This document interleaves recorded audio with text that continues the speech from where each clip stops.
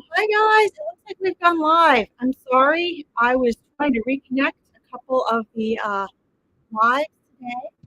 It looks like a couple of our destinations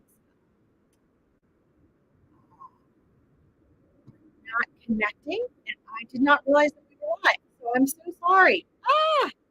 All right. Well, welcome everyone. Welcome, welcome, welcome. Unfortunately, it looks like we have to reconnect. It is just me today for Angels in Action. Susie had some family things she had to deal with. She's fine. She will be back next week. But today I have a special play-in for all of us today here on Angels in Action. So I'm excited if you're tuning in. With StreamYard, it's amazing because we can broadcast to several different places. And it looks like today Susie is not on, and for some reason her links to Facebook are not on either. So I don't know why they are not connecting, but we will repost them there for you. And hopefully, those of you from those groups that wanted to find us today will find us. And let's see, I'm just going to send her a little message here and let her know. We are live, guys, here with Angels in Action today. I'm going to go ahead and we're going to work with angel therapy cards today. And we're also going to talk about healing and prayer, mostly prayer. We're going to talk about prayer today as well. Let's see here. I'm just going to message her.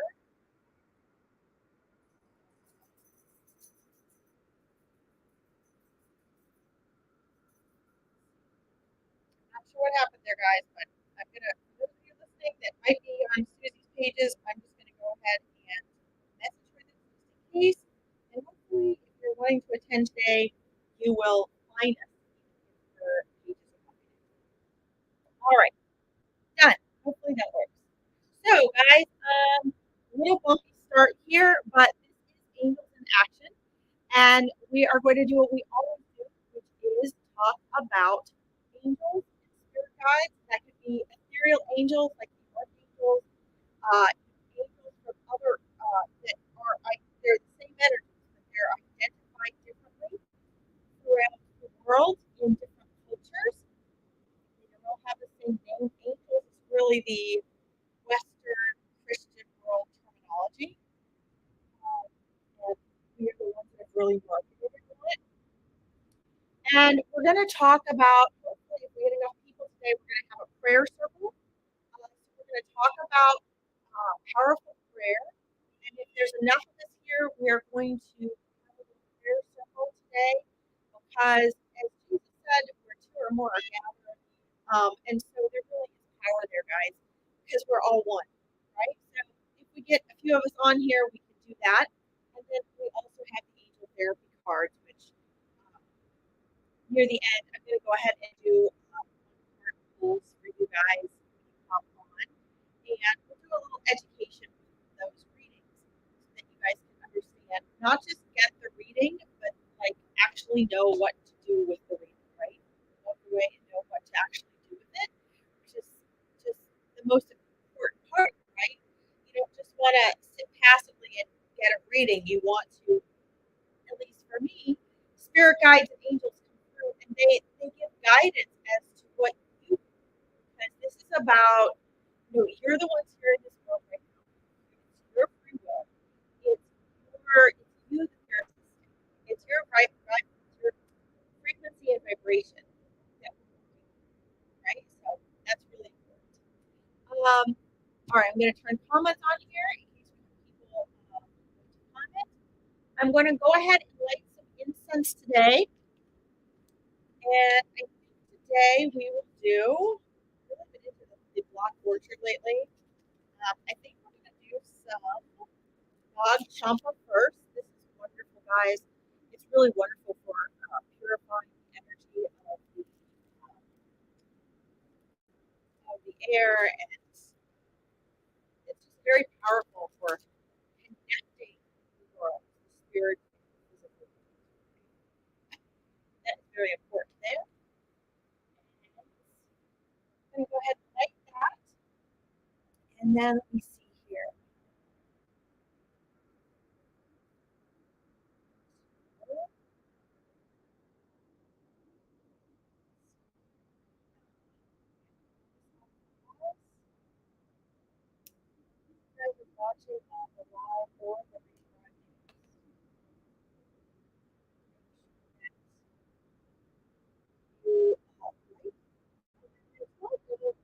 You guys like and let me know where.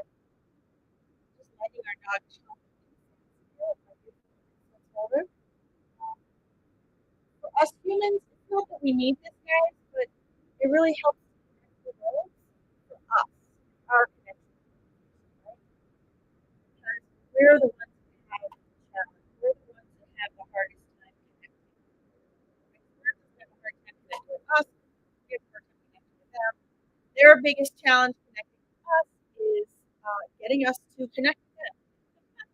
So we have our incense here to help with that.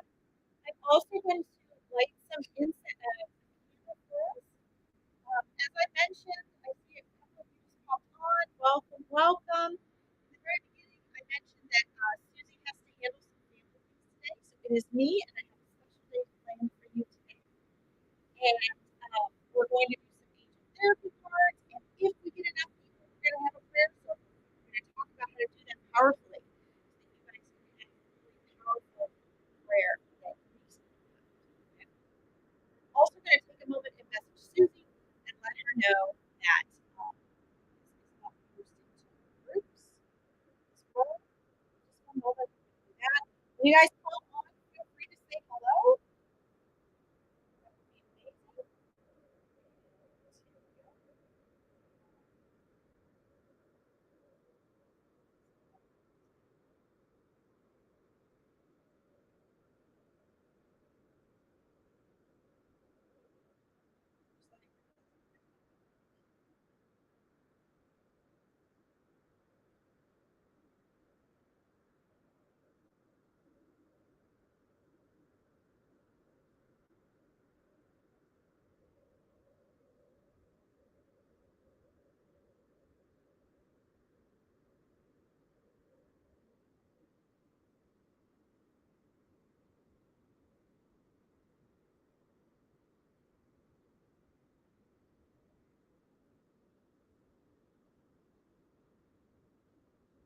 All right, sorry guys.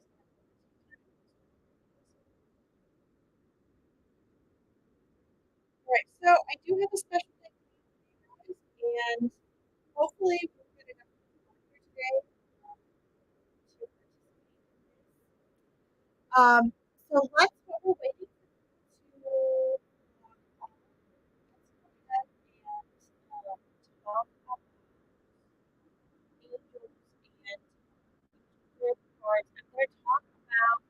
I have a lot of different cards. Both Susie and I have a variety of cards, and one of the things that I wanted to go over with you today was I'll do this one on is what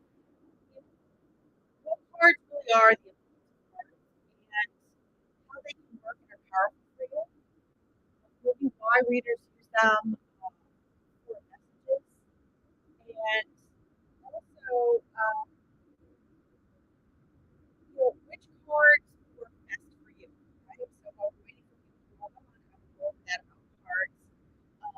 And I chose angel therapy cards today because I'm hoping we're going to have enough people in the prayer circle.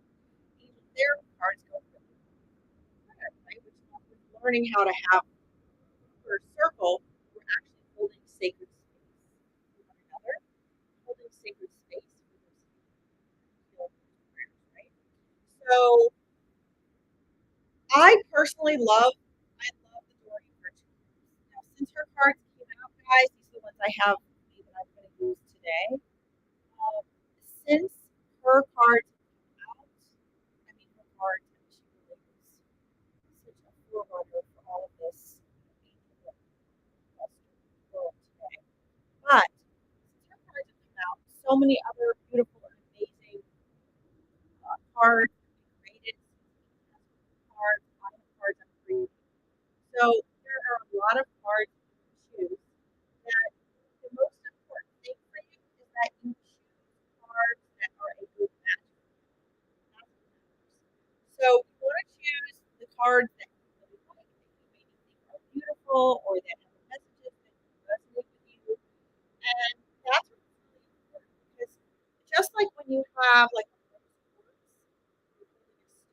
or a quartz in your hand, the more you work with and hold that stone, the more your energies blend and meld. The same thing happens with cards. Like I I've had these cards quite a while. So I wouldn't let other people use my cards because these cards have my energy connection to them, to spirit, right? These cards are not necessary for me. As a matter of fact, I used to not like using cards or anything because I don't need it. But it's not about me. It's about connecting and communicating not only between you and spirit, but between you as the reader and your audience. And people love these, right? So again, if you're going to buy cards, you want to choose cards that resonate with you. I do not, let people use my cards because these cards now have my energy connection to spirit in them, and they're my tool, right? So that's really important. If you order cards and you decide that you don't like them or they don't resonate with you, you can go ahead and clear them and give them away, and the person that hasn't, maybe you only use them once, right? For me, even if someone else touches my card, I keep the card energy. So I usually don't even let people touch my cards. It's sometimes I will. I'll let people keep a card or whatever. But these are actually, the cards themselves, guys, are nothing. They do nothing. But when you connect them to a reader, or for you, a person that has them, and they're your cards and you're using them, that's when the power comes in. Their vehicle. That's really important. So anyway, if we have enough people to pop on today, but again, Doreen was, she was the first. I was already connected with angels, but as far as an author and a famous person or teacher, she was the first real Western world person that I really got into, that I found to be very authentic and valid in her work, even though she doesn't do that. And so I trusted her cards and her messages because I knew they were coming directly right through the pages. So anyway, those are the ones we'll use if you guys pop on today. The other thing is that having an angel or a prayer circle is super important. And so when we have enough people, for 2 or 3 people, or 3 or 4 people, it's very powerful. The audio is there. Huh. The audio is so bad, I can't hear you. It's internet connection. I've seen there. Not hard. It's the hard. Hi, Facebook user. Welcome. I'm so sorry. No, my internet connection is very strong, actually. I'll check this out. I'm not sure why the internet connection sounds really bad. Sorry about that. Thank you for letting me know. So strange.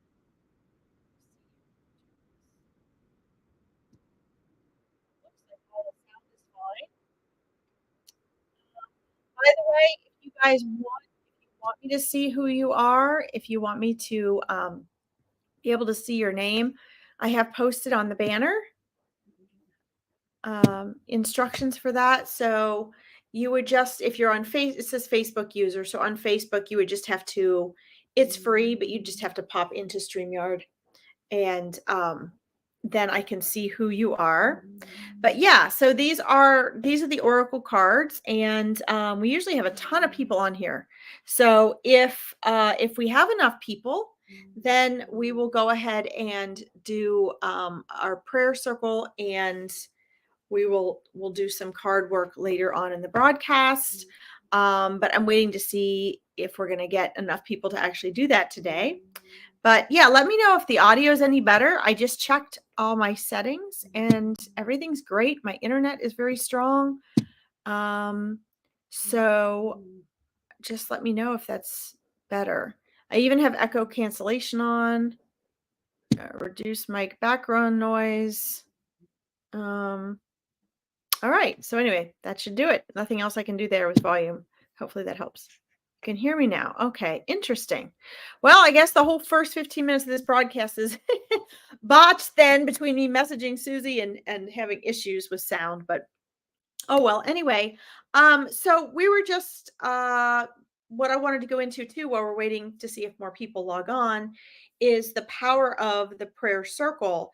It's really powerful because even if you have everyone praying for someone or something different, just in holding that safe space and that energy, there's an intense energy focus of holding space for those prayers that are being given. And so when you have an actual circle of people, it's very helpful. And, that's one of the things I've actually wanted to do for a long time that Susie and I are going to be doing is holding a prayer circle. And people can come and we will give, tips and tools and techniques for powerful prayer and how to make it more effective.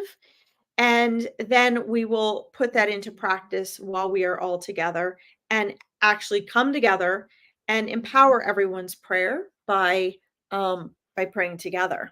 So I want to kind of go over that for a moment as well. And guys, I'm not into any particular religion. I'm not religious.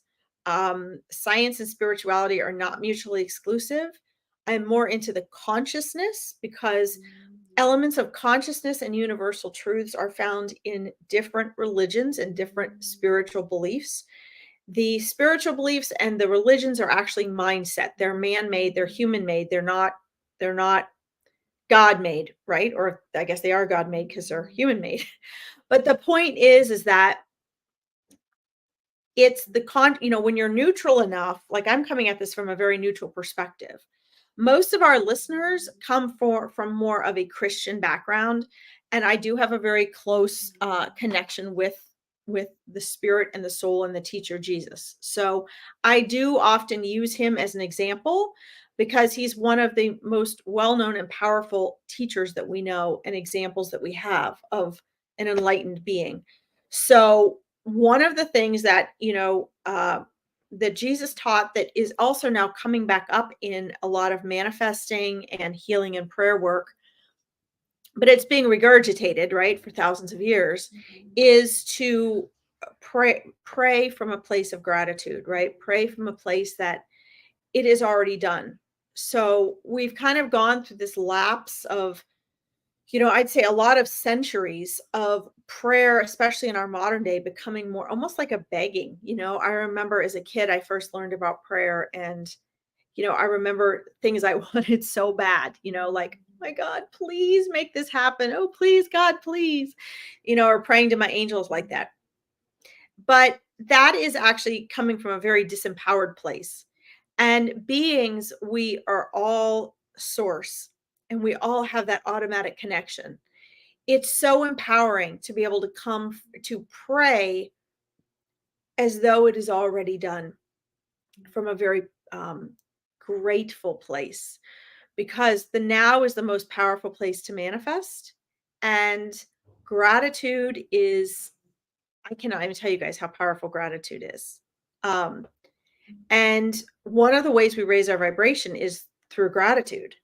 And one of the things my coaching clients and my reading clients, experience when I'm working with them is really encouraging them to practice gratitude at new levels, not just saying it, not just for, just the same repetitive things that you might just be thinking, but to actually feel it and to feel it when it's most difficult, right? To be grateful for things when it is most difficult. That means when things happen to you that you don't want, that you don't like, that you think indicate an outcome that you're not going to want, right? Which is really just your ego not wanting it because it doesn't think it's going to get what it wants. But when we are grateful and find a way to be grateful for everything, here's my calico. She always pops in when I do a broadcast. Her name's Boo. Very fitting. But when we are grateful for everything, what starts happening is those trials and tribulations become less harsh and more brief and fewer. And we build a much stronger connection with our intentional manifestations. And I want to give you guys a couple examples of these things. I got cat hair in my mouth. I'm proud to say I still get migraines, but they're very mild now compared to what they were. Thank you. She is cute. But there was a time, there were years where I had migraines that would last like a whole week. I couldn't drive. I couldn't get out of bed. I was throwing up. I couldn't eat. I couldn't even drink. I was like sucking on ice cubes. And long story how I've been able to somewhat transform that a lot. But I remember I was in Michigan helping a friend. Welcome, whoever our third person is. Say hi, guys, if you want to. And don't forget, if you're on Facebook, you need to log in through StreamYard. It's free. If you want me to see who you are, if you're logging in through our YouTube page, all you got to do is subscribe and I can see you and you can comment. Okay. But anyway, I remember I got a migraine as soon as I got up to Michigan. It was about a 6-7 hour drive. And I spent the weekend helping my friend. And then I had to drive home. And driving with a migraine is one of the most difficult things. Every moment is hell. For those of you that have migraines, you understand. For those of you that don't, usually people don't really take us seriously. But it's a serious thing. And I was right in the midst of my learning gratitude. And I'm not going to tell the whole how I got into gratitude story because I want to save that for a broadcast where Susie and I are talking about gratitude. So I want to save that for the two of us to share. But I do want to let you know that in this process of, having been blown away by the power of gratitude, the only thing I could think to do for that 6-7 hour drive home was to just kind of focus on a mantra, right? All the way home because I had to stay focused. I had to stay awake. I had to drive. I just had to get home. And I just said, thank you all the way home. Thank you. Thank you. Thank you. Thank you. Thank you. Over 6 hours of thank you, with the exception of a couple phone calls to my parents and whatnot. So what's interesting is it helped my head considerably. And it helped me to get home. And that particular migraine was quite a bit shorter than the migraines prior. So it was very interesting part of my journey learning and studying the power of gratitude. And, it's something that when you are praying for someone or something, a situation, a person, an animal, yourself, to get answers, any of that, gratitude is the most powerful way to receive. It is the most powerful way to invite and allow in. And a really powerful combination with that is surrender.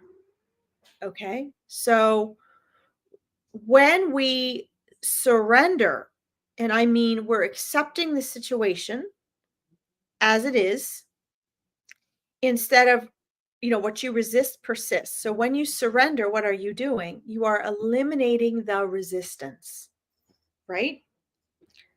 And so when you eliminate the resistance, you are allowing the flow of things. You are allowing the answer for those prayers. You are allowing the process of your intention. You are allowing, by free will, source to come in and help you. Okay. So when we surrender, okay, like it is what it is, right?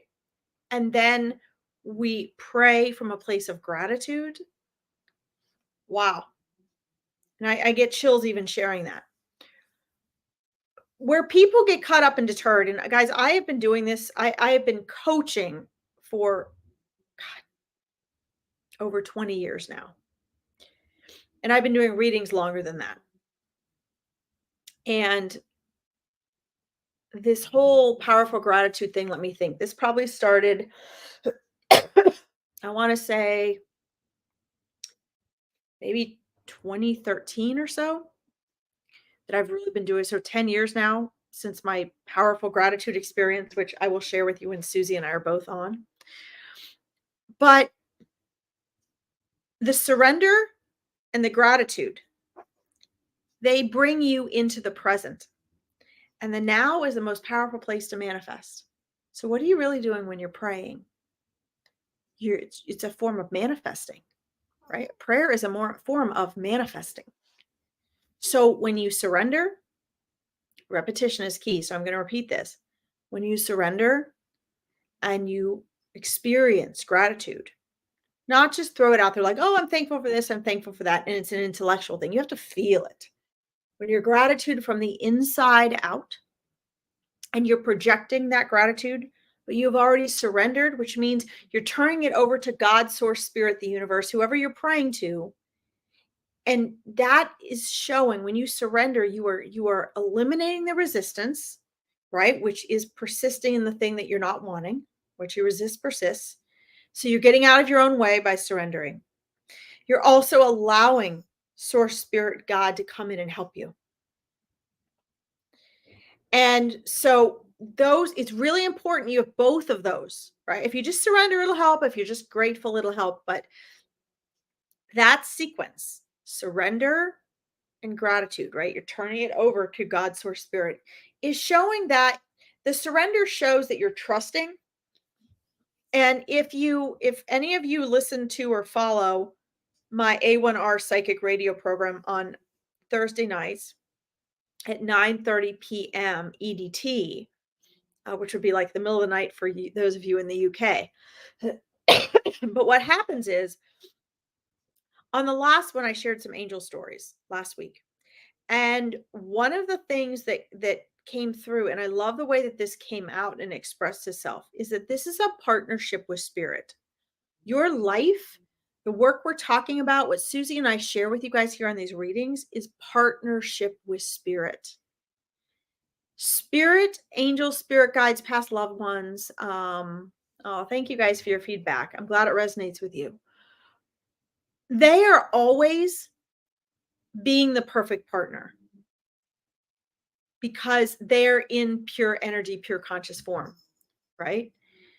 It is us humans here that have this tailored, special opportunity to make mistakes, to not understand, to be confused, to have these physical manifestations of things in non-physical, right? So ultimately, when we are surrendering, we're saying, I trust the universe. I trust my partnership with the universe. When we pray, we don't always get an immediate response, guys.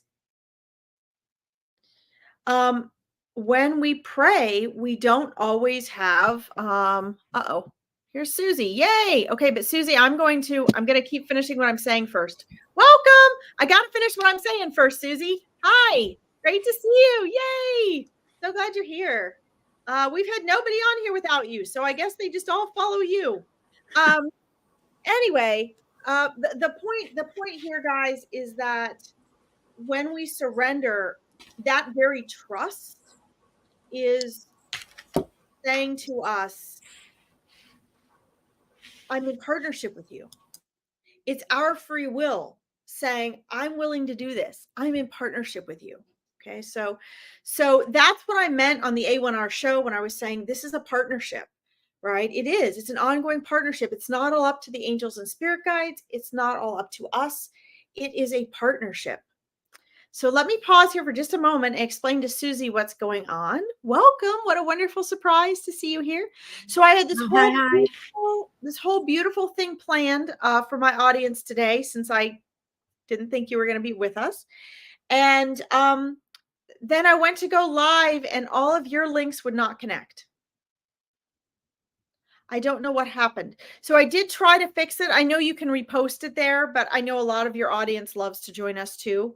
So unfortunately, I'm not being selfish. I've got I've got all mine on there, but none of yours. So anyway, and I know this is usually a booming podcast, so I'm not sure what's going on today. But Susie, let me fill you in on what we are doing. What I was doing, because this is really brilliant. So those of you watching this on the rebroadcast, I hope you really enjoy this. Ignore my first 10 minutes of glitches. Evidently, our Facebook user here shared with me that the sound was terrible the first 10 minutes. So I don't know why. Everything on my end looks great, but I had brought these angel therapy cards, Susie. So I talked a little bit about angel cards and the ones you've created and the ones I want to create. And hi, Stephanie, welcome. Good to see you. And so I was going to do this and I was going to have a prayer circle, but I haven't had enough people to have a prayer circle today either. So since it's already 1:18, we'll probably wait for that now. But yeah, so that was the plan here for today. And I just kind of went over with everybody. I went over with everyone about prayer and prayer circle and powerful prayer. And I also went over the angel therapy cards, which I was going to do a 1-card pull for people after our prayer circle today. And so anyway, so it was supposed to be a real powerful broadcast, but we're almost an hour in here already. So anyway, welcome, Susie. So Stephanie, we'll be happy to work with you. I was not actually just going to do readings today. I had a whole plan for things. Because and we will go ahead and do a reading for you, but here's the problem. If we get on and everybody just gets on and wants readings, all this becomes is a free reading session. And we don't get to really help you guys understand how to work with the angels. So we'll be happy to do a reading for you today. We always take readings at the end. But what's very challenging for people like Susie and I who do readings is every time you do a live and you try to share something valuable, everybody just wants a free reading. And it becomes not that it's not valuable, and we do it each broadcast, but people tend to pop on, ask for a reading, and then they leave. They either leave before they get their reading because they don't want to wait, or they leave as soon as they get a reading, and then you don't have a broadcast. So just word to the wise, one of the things that, and I'm not afraid to say this, I mean, a lot of people don't like me saying this, but getting a free reading is great. It's not the same as scheduling a reading, but it's what you do with it. It's what you do after it, right? And that's why Susie and I are making this more of a discussion broadcast, and then we will turn people's readings into that discussion, because this is about empowering you guys, not showing off our reading skills. We really want you guys to walk away empowered. And with, I mean, I've done this a long time, so I'm not embarrassed to say any of this. And we can do it now. We don't have a lot of people on here, Stephanie. I just want to make sure you guys know that, because one of the reasons years ago I stopped getting on my psychic medium page was because every single time I got on to offer value, I was bombarded by people just wanting free readings. And then I'd never see them again, or they come back for another one. And Spirit has so much more to offer than that. So anyway, I'll say one more thing before we get into your reading. Today, my intention was to have a prayer circle. And usually we have a ton of people on this broadcast. And, you need a certain amount of people to actually hold space for a prayer circle. And so I was going to do the prayer circle first and the readings last, because then the people who really value the broadcast tend to stay on and be present. And I want you guys to be able to experience the power of a prayer circle and the way that we're showing you guys how to use prayer powerfully, so that you can really hold space for one another. And then before we get into your reading, you're welcome. I also want to mention too, I want to just finish with what I was saying before Susie got on. When you guys pray, or even when you have a reading, remember that immediate gratification is something that has to do with our current modern day Western world. It is not real. It is not real. But that 95% of our mind that is brainwashed, that is programmed by society and all of our friends and family thinks that it is. So please just keep in mind that if we do a reading for you today, or you're in a prayer circle, trust spirit and allow that it's outside of time and space. So there may be things in a reading that don't resonate with you, but that will resonate and be significant to you. And spirit's coming through us now, because now is when you're with us. Same thing with the prayer circle. Oftentimes it doesn't mean an instant healing. It often means you connect with the right person that knows the right person that connects with the right doctor that gets you the treatment you need. It's not always a snap your fingers and someone is healed. So just keep that in mind. I had a wonderful lady who I read for a couple months ago, and there was a dog that came through in her reading with her father, and she never heard of the dog before. She didn't know anything about it, and I told her, that's fine. No matter how much you may argue with me, I trust spirit, because what's coming through for me is real, whether you resonate with it right now or not. Give it a few weeks or months and you'll find validation for the dog. She sent me a picture a couple days ago of the dog that had been her father's childhood dog, because this was the dog that showed up with her father in spirit. And she said, oh my God, you were right. And I didn't even remember telling her about the dog. And then I did when she sent me the photograph. She sent me the photograph of the dog that was her father's childhood dog. And it was the exact dog that had come through in the reading. So, be patient and give it time. Let's see. Do you have, Stephanie, do you have a particular question that you would like us to focus on? What is your question for a reading? That will just help open things up and connect. Do you have anything in particular you want us to, anything in particular? And it's coming up as Susie. Huh?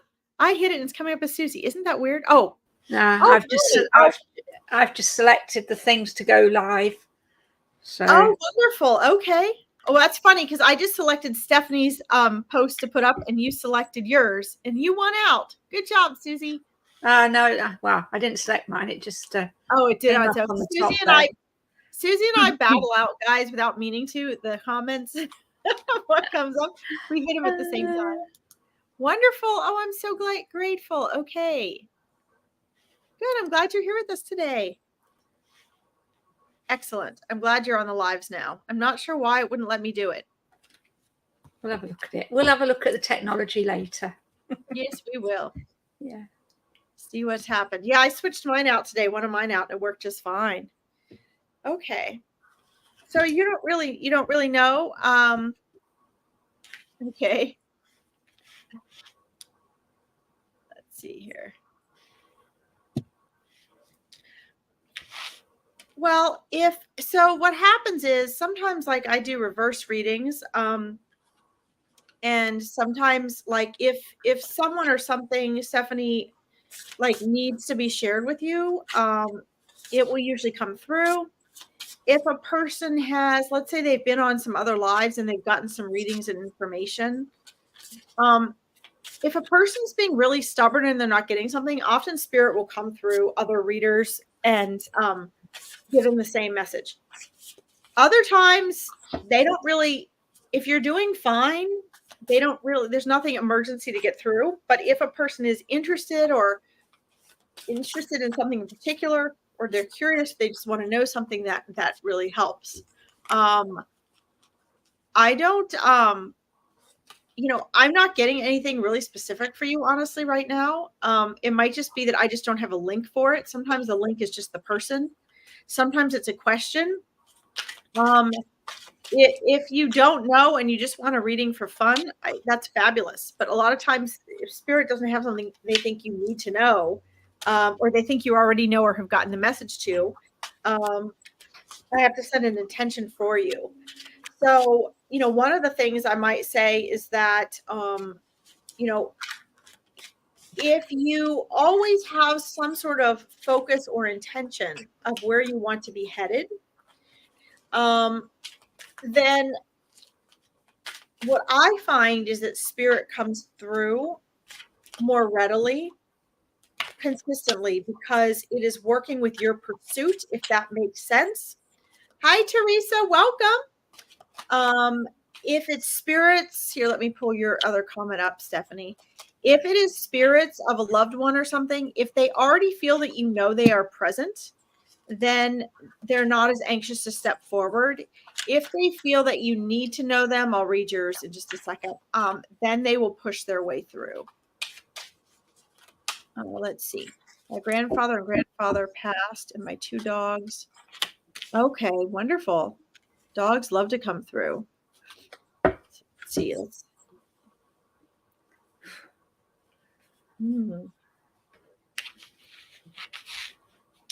So let's make sure we have the correct. I want to make sure that I have everything correct here. Are you all right if I speak? Oh, sure. Go ahead. Then I'll pick up where it was. Do you want to carry on? It's fine. Okay. So while you were talking, I've shuffled a few cards for Stephanie here. So the feeling that I'm getting around you at the moment, Stephanie, is that there's this sense of you being at a crossroads, that there's some choices that you need to be thinking about making. The first card that I pulled for you is Dual Call, and it's about divine mission. And then the following cards that came up for you were Divine Flow, Fairy Dreams and Wishes, and Souls. And these 3 cards are from my own personal oracle deck. So these cards are all to do with like the autumn winter period. They all feel very much about there's this time for you at the moment that you perhaps are needing to spend some time in reflection. You know, autumn going into winter is very much about hibernation for me. It's very much about a time where you just have to go in, regenerate, recharge your batteries, and really start to think about what it is that you want to be doing and with the direction in which you want to go from. I do feel very much as well that you're perhaps somebody who thinks spends more time in your head than in your heart. And I need you to start feeling into your heart energy, start working with that, and start to really feel into what these choices are that you want to make. There feels like there's ties from the past that are holding you back a little bit at the moment. And again, it's about really reflecting on those ties. What have you learned from them? What lessons can you take from the past? And some of this feels like recent past, but it also feels a bit like we're going back quite a few years. So maybe something within the family that took place that's holding you back. Larkin and I work very much on the subconscious and subconscious beliefs. So I feel there's something in there as well, that there's a subconscious belief that perhaps you were told when you were younger that you couldn't achieve something, you couldn't do something, you put all your dreams and wishes and goals on hold because of this belief. So I feel like it's about you digging a little bit deeper and just really feeling into all of this. So it's very much from my feeling for you at the moment, you need to be in a space of reflection, a space of peace and tranquility. So I feel perhaps life is very busy around you at the moment. I'm sort of being pulled into this vortex, and I'm being pulled in different directions. So I just feel that I want you to just really settle inside yourself and stop being pulled by other people's thoughts and what they believe you should be doing, because this is just adding to that swirl of energy that's really just not serving you at the moment.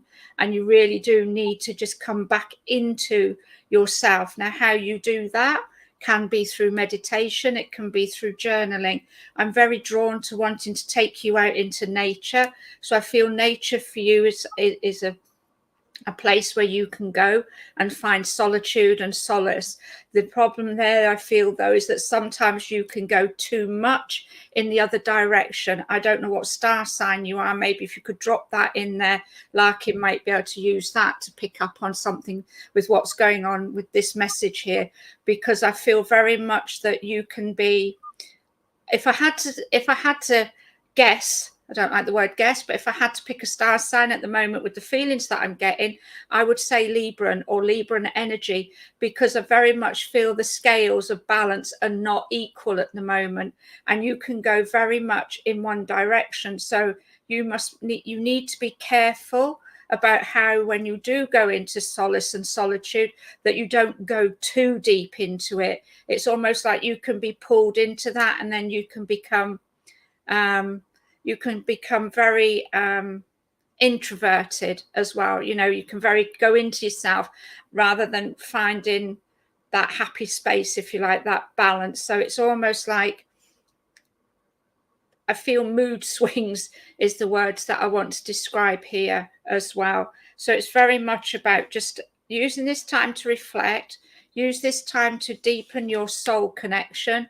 And I do feel the soul connection is your connection to your higher self, to your intuition, to those around you, not necessarily to the world of spirit as such, but certainly with your own internal navigation system, if you want. Those dreams that you had as a child, a teenager, a young woman are still very much there, can still be tapped into, and you can still really start to go with the flow of finding which of those dreams really resonate with you now, and you can achieve them. And it's about letting go of those subconscious beliefs. Yes. Yes, I second all of that. Michelle Harris, we are well. Thank you so much. Yeah, I mean, Susie, that was spot on. Thank you for doing the cards. I think you're really accurate there. I get the same things.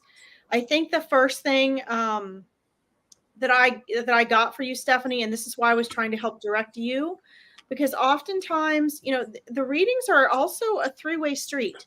And the first feeling that I got for you, Stephanie, was lost. And I didn't want to start the reading out that way. In other words, there needed to be some sort of more decisive focus. And so as I worked on that, it allowed things to come in. Susie's had a great idea with the cards. I think those were really, that was beautiful.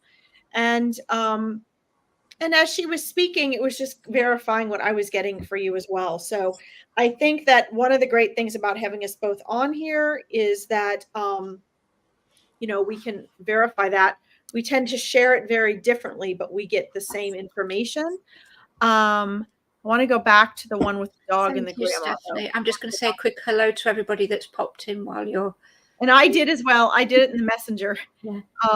Hi, Skylight. Thank you so much. I saw lovely Deborah and Michelle and V. Welcome, everybody. Love to have you all here. So, Stephanie, I'm going back to find the message I had up about your grandma and your dogs that I had posted. Hold on one second here. I've put it up. Okay. Yeah, thank you. So guys, sorry when I said hi to everyone while Susie was talking, because I didn't want to interrupt her. But you'll notice that when we reply to your comments, which is a lot of times why we'll wait not to interrupt each other and then just say it verbally later. We're not ignoring you. There's just not always space to verbally say hi right away.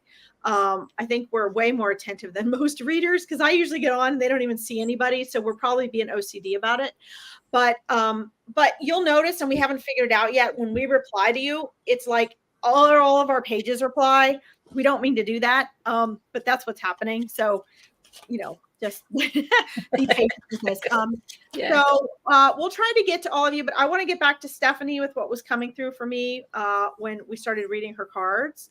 I was feeling that feeling of loss, which I think I don't need to go over now because Susie pretty much covered it absolutely perfectly.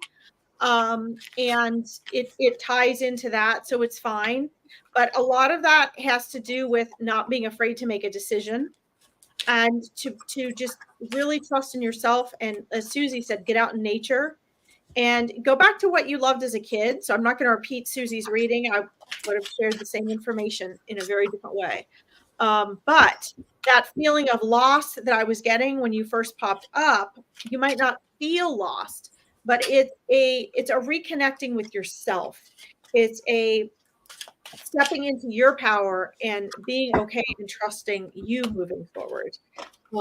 And again, Susie's card reading was a perfect example of what I was talking about today before everybody got on, that the cards are just tools. They don't by themselves, they're nothing. But when you put them with a reader or you pull them yourself, they are the vehicles to focus that spirit message that is coming in. I do want to, let's see.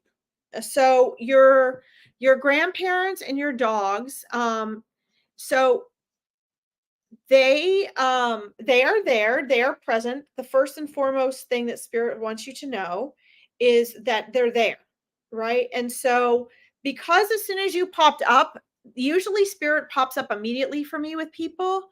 Hi Deborah, welcome. um as soon as that happens, usually the spirit comes through if spirit has a message, which is why a lot of times I do reverse readings. Like if spirit's following us around for weeks and then all of a sudden, it's like because they're waiting for someone we're going to connect with. That does happen. Usually, Stephanie, if the loved ones are not, I don't want to say in a panic because spirit doesn't panic, but if they don't feel a strong need to get and reassure you, okay, we're here with you, you're okay, all of that, they will come in when invited. I mean, I don't think I've ever had a spirit not come in, but it doesn't mean they're like popping right up, right? Whereas if they had been like, oh, I got to get through to her, then the second you popped up on the screen, when I tuned into you, they would have popped up. Sometimes it needs a question, like, I want to talk to my grandmother or something like that. But the first thing just to know is that they're okay and they are fine. Let's see. The dogs know one another in spirit. Did you have them together while they were here? I'm sorry. There's a lot of sirens going on my street today, which is very unusual. Because they're all there together, actually, which is not uncommon. A lot of times, usually, actually, animals are family members. They're part of our soul spirit. Oh, thank you, Stephanie. Part of our spirit family. So they will be there with our human loved ones that passed on. They have souls. They go to heaven. They're there, right? But first thing I saw, so thank you for that validation, is that the dogs were also together here, like in this world, that they knew each other in this world as well. And then I see, let's see, you have a second here. Sorry, I got to scroll back up. It pulls everyone out at once here. Welcome, Tristan. Let's see, you had them since you were 5. Oh, wow, that's amazing. Yeah, they were definitely a huge part of your life. So they're there watching you as well, and they're present with you, and you'll see them again. Let's see. So when you think of them, they're there, all of them. Now I see someone braiding your hair. Was that your grandmother? Did you used to have, well, it looks like you've got long hair now, but I see someone braiding your hair. And they're just coming through, showing me things just to validate their presence there. She died before you were born. Okay. Well, I see your hair being braided. So who used to braid your hair?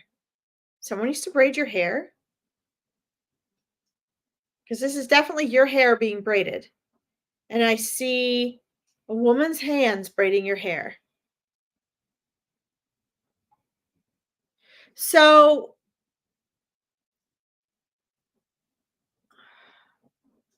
one of the reasons that you are asking about her, yeah, I see that they both died before you were born. I can see that. Because what came through was that, so one of the reasons that you like really wanted to hear from them or see if they were present is, so you existed before this life, right? You were born before this life. I mean, you existed eternally before this life, and you will exist after this life. This life is just a little experience in the middle of your eternal existence. So your soul already knew their souls. You guys were already close. You're in the same soul family as your grandparents. So what I'm seeing is that it was actually important that they passed before you were born, because they spent time with your soul before you came into this world. And you actually, you have a lot of energy that actually resonates with them, that you were born with, because you spent that soul time with them. So know that they are looking after you. They are with you all the time.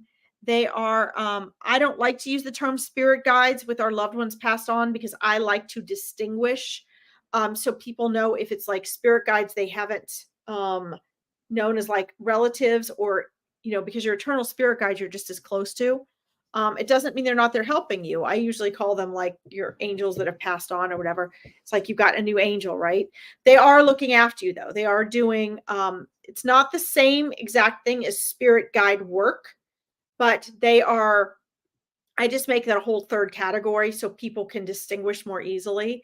They are walking with you, looking after you, assisting you, helping you out, and with you, very, very present. Okay. Just as though they had been here with you in this life.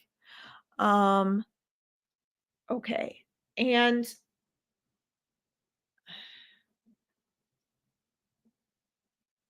yeah. So one of the things too, I just want to leave you with this. One of the things too is that there's like this longing, there's the deep longing that you're not sure to identify within yourself, that is there, um, is something they're trying to help you recover. Okay, let me cover this first. Skylight, we will get to in just a minute. I'm almost done here. I need to see this up here. No, absolutely not. Is my grandmother mad at my dad? No. This is a good question, and then we'll get back. We'll get to the rest of you guys. So emotions are a human thing. Feelings we have, whether we're human or non-physical, emotion are a human thing. So when you cross over, you are not mad, you're not angry, you're not jealous, your feelings are not hurt, you don't feel threatened by somebody, you're not resentful. None of that. It goes away. As soon as you leave your human sight, it's gone. Okay. Hi Vess, welcome.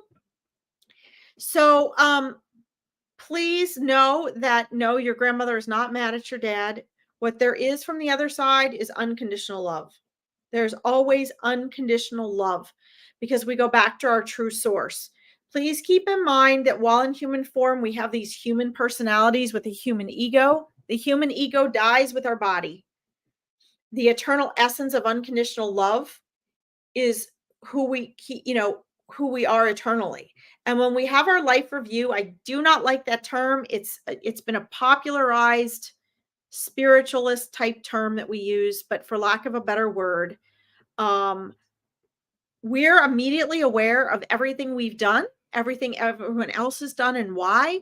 There is no lying or covering the truth in non-physical. So everything, including why other people do things and why they make the choices that they make, goes away. So no, your grandmother has only unconditional love for your father. She's actually very proud of him. She sees where she made errors and she embraces the choices and mistakes that he made, right? Because you all have free will and we choose to come here together to have these experiences. Okay. So I think that probably is one of the most important reasons for them coming through today.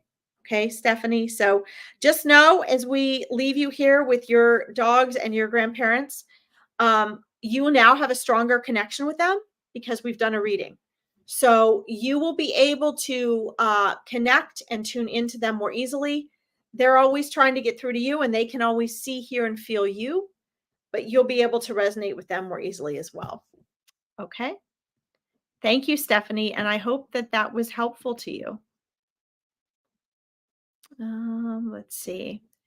So did Skylight have, let's see, a question? I'm trying to go back and find it in all of Susie's and my replies. There it is. Awesome. Let's see. Hello there. I'm male. My name is Hans. If possible, may I have a message from loved ones, please? Thank you. Wonderful and welcome. I love the name. Skylight. That's wonderful. Michelle, we'll get to you in a little bit here. Let's see. Let's tune in and see what's going on for Skylight here.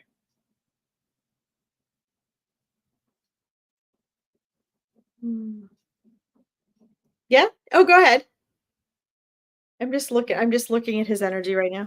I'm muted. You are. So with you, I'm going to call you Skylight because I absolutely love the name. I think this name for me very much reverberates around your energy as I was sat here just tuning in and feeling into the essence of what's around you. Your energy just feels so lovely, but also quite powerful as well. So I feel that I'm being shown a cliff edge. So it's almost like you're on the precipice of this new venture, that something big around you is beginning, if you haven't already stepped into this energy and this power, because I do get a sense that you work with energy, that energy, you are very aware of your own energy. You're very aware of the energy of those around you. But there's something where you are changing. It's almost like this pulsation coming in. I can feel this light pulsing through you, and at times it feels like perhaps it might even, your whole body might feel a little bit overwhelmed by this sense. So I'm being very drawn to the angelic energies, to the light energies is what I want to say. And I just feel this is light as in perhaps other types of beings, if that's something that you work with. The card that I pulled out first for you was Lady Venus, and she talks about light activation, call to action, power, and your earth mission. The three cards that came out from the other deck for you are the Rainbow Angel, Wisdom, and Settlement. And I do feel very much that I want to say just settled for a while, as in you were just settling for what was, for what is, almost as if you were like, okay, if I just settle for that, it'll be fine. But then you've started to get this sense of almost urgency to be doing something else. And the feeling I get is it's about you working with this light energy in whatever form that is, whether it be with the angels or other planetary beings, however you work. But there's something really strong coming in around this for you. So it's about, in one way, settling your energy field so that you can start to work with this energy, start to get this connection, start to really ground into this as well, because I do feel very much you need to be earth grounding as well, not just up there with all this lovely light and activation, but to be able to make this connection so that you can start bringing your own wisdom through. I'm being shown books and coursework around you at the moment, but I feel this is a planning phase. It feels more like this is something you're planning to do and is part of what is going to take place for you. There's also a very lovely lady coming through as well for you. She feels like, I want to say she's grandmother on mum's side, and she has this very warm, positive energy about her, and she's bringing this through, and there's like this huge thumbs up coming in as well. So whatever it is that you're doing at this moment, it's about grounding your energy into your wisdom, making that connection to your own energy, to the light activation that's coming through, and just this message of all systems go.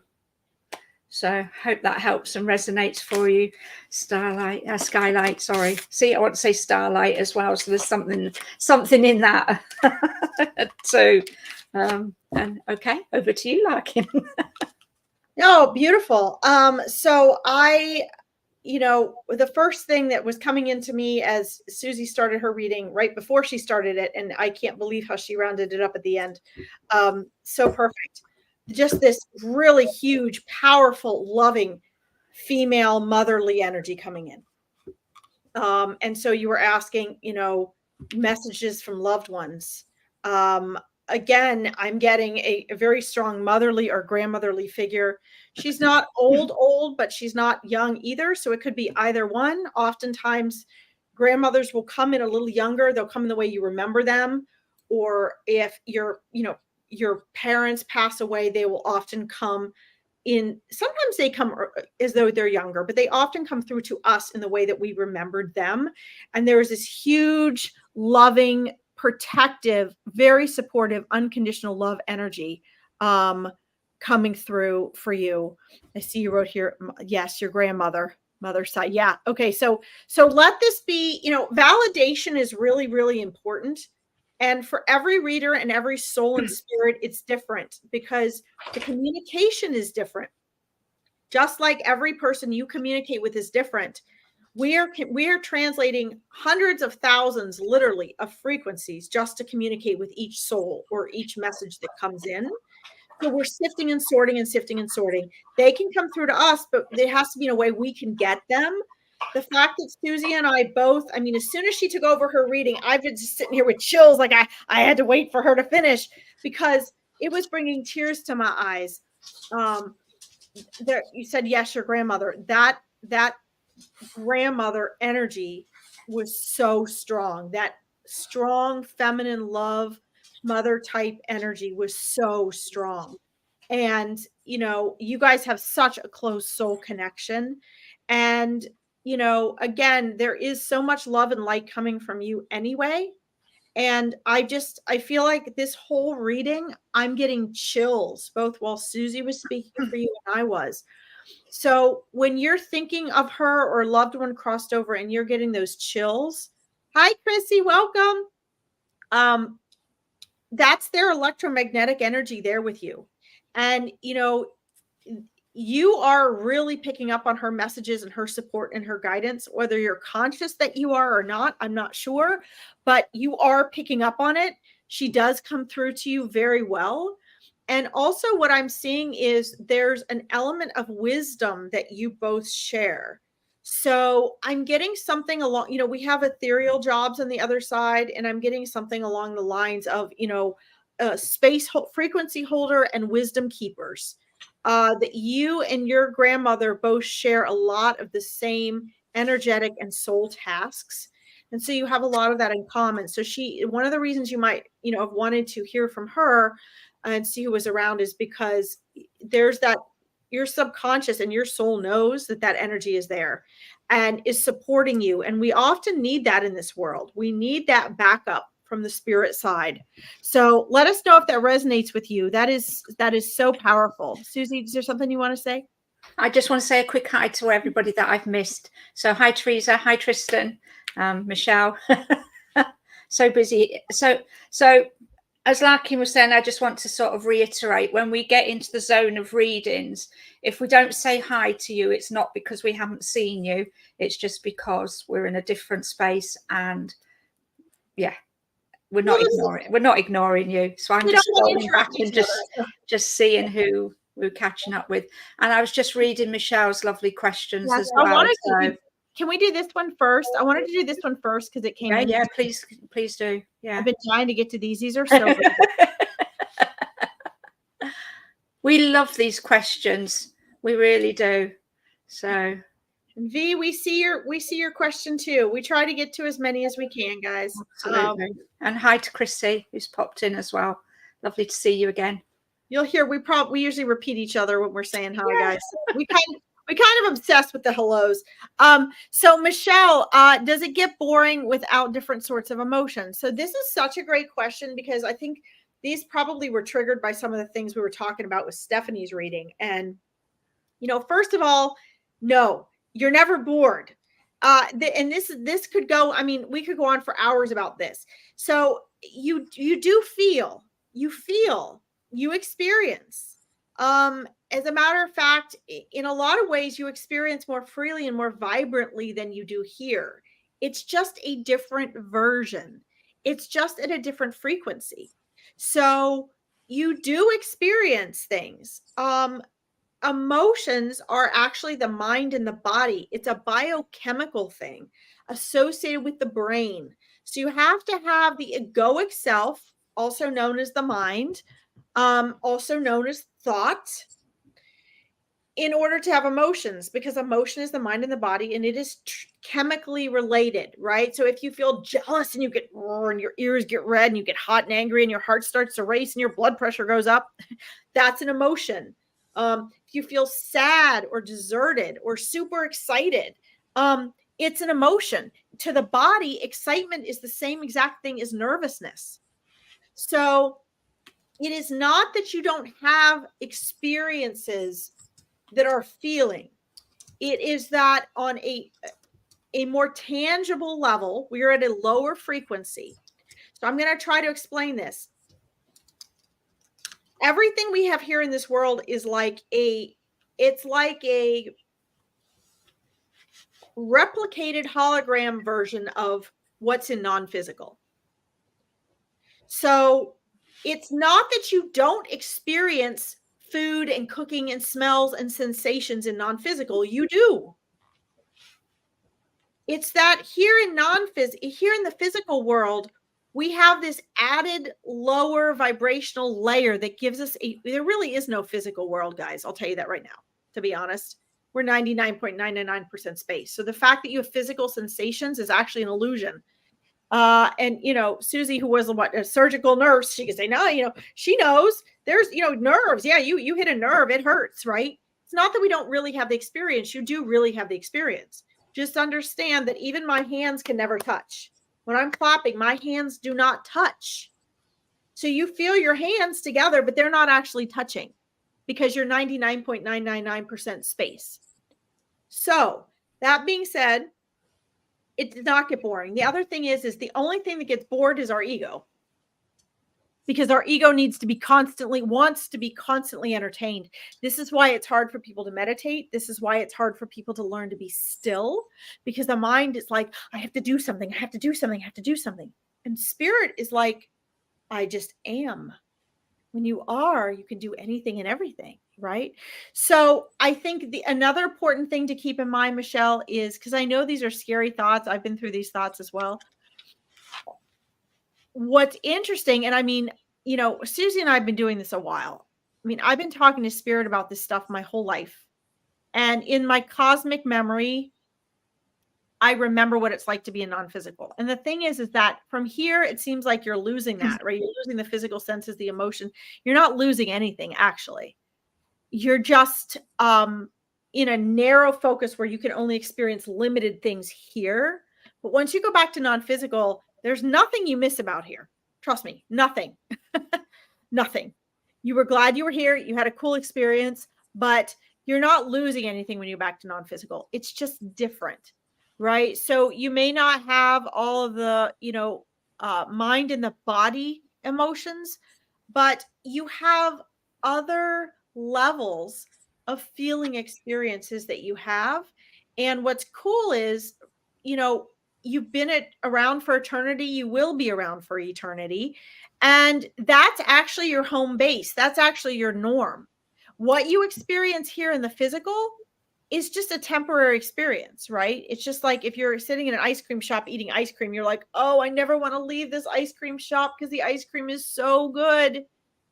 But the truth is that you don't live at the ice cream shop. So when you leave, you can always go to the store, buy that ice cream, take it home, right? So I know it seems that way and it should seem that way, but no, you're never bored in non-physical. I want to let Susie reply to that. And then I definitely want to get to, before we do the next reading, I also want to get to your next comment about heaven. Well, as always happens when you're talking and sharing, I get taken to a personal experience to share. And yeah, my conversations with spirit and the work that I do and done is very much like Matt Larkin was saying, when we're in that energy, when we're in that space, when we're in that realm, however we want to describe where we go, when we leave this physical body, there is no desire for relieving boredom is the best way, I guess, to say it, because we're of an energy that we don't need those experiences to have that dealt with, to have boredom removed, if you like. And the reason I get this sense of that's how it is when I first started this journey and I started working with the angelic energies, I was working with my mentor, and she called in the angelic energy around me. Archangel Michael came in and around me, and in front of 30 people, I levitated 2 or 3 inches off the stairs that I was stood on, because that's what happened with the energy, because I became formless almost, I guess, is the only way. And to try and describe it with the English language doesn't give it justice either. But in that moment of that experience, I became aware that I was not of the physical body anymore.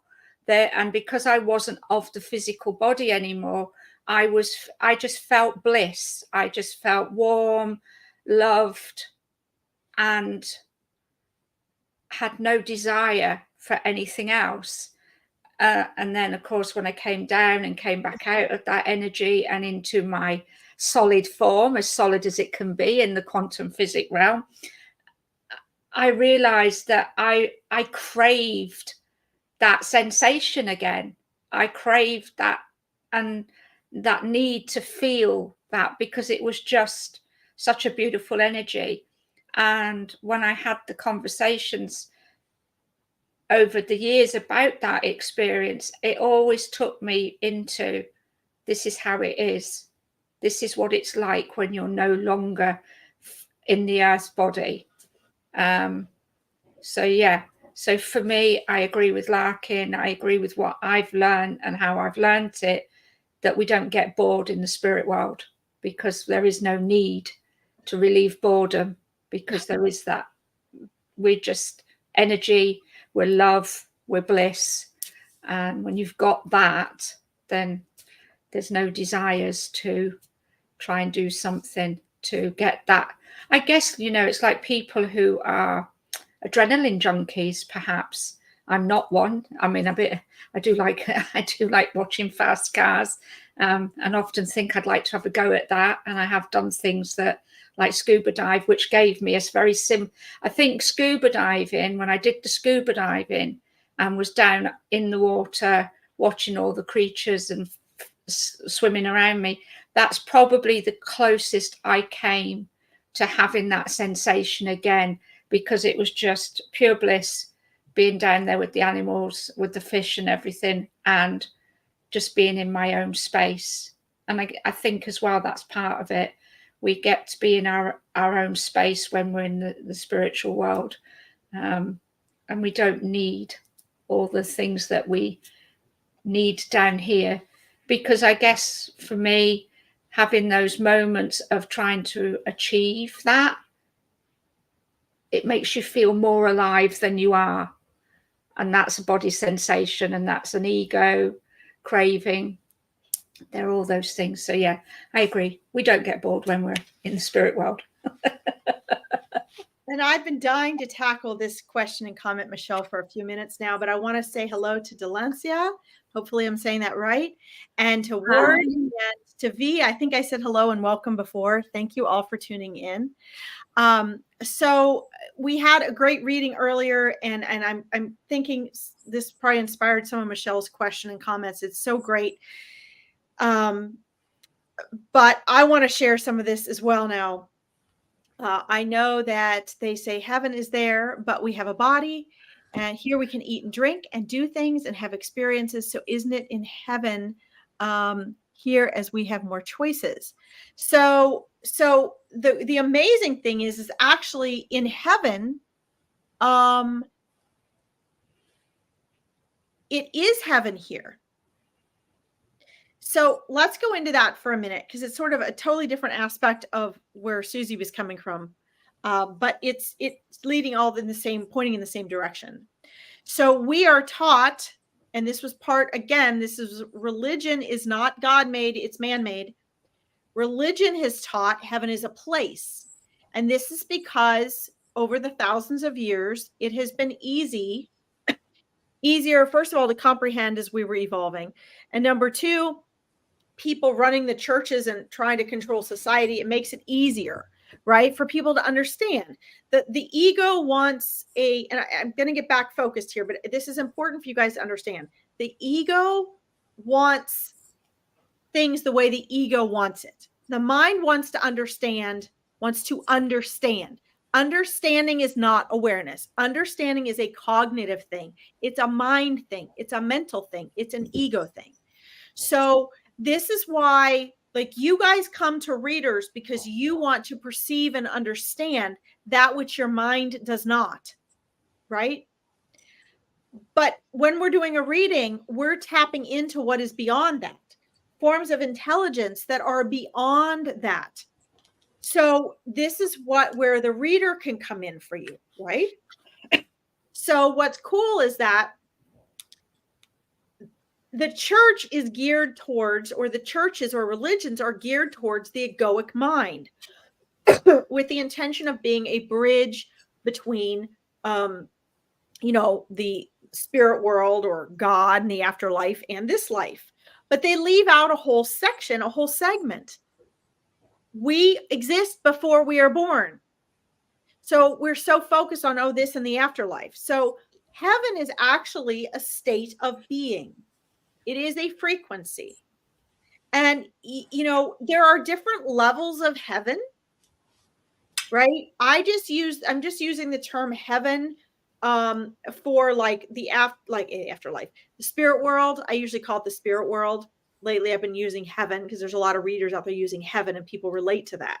But, heaven is really a state of mind. I mean, you can be, an absolutely, you can have heaven here on earth. When you consciously awaken, you're in heaven here on earth. You have moments of heaven that you experience here. Heaven is a term we have given it, but it really indicates a level of vibrational frequency, of experience that you have. So in one day, in 1 hour, you can experience heaven and hell. And that's mind made, right? But when you pass into non-physical, you also have different frequencies and an ability to be in different places. So a lot of souls, when they cross over, and guys, a lot of this comes from what spirit tells me through readings over the years. And a lot of this just comes from my cosmic memory. I had a very intact cosmic memory. So this isn't me boasting for ego. This is just letting me know where I get my info from. And you guys can do this too. And we all have different, I don't call it gifts, different abilities and connections, right? And that is mine. So I've always looked at, since I was like 2, I remember, okay, I'm here now. I'm relating to the spirit world, right? So I remember prior to coming here very clearly.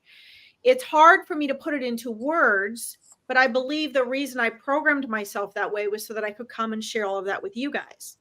So we can eat and drink in heaven, in non-physical. Sure, we can.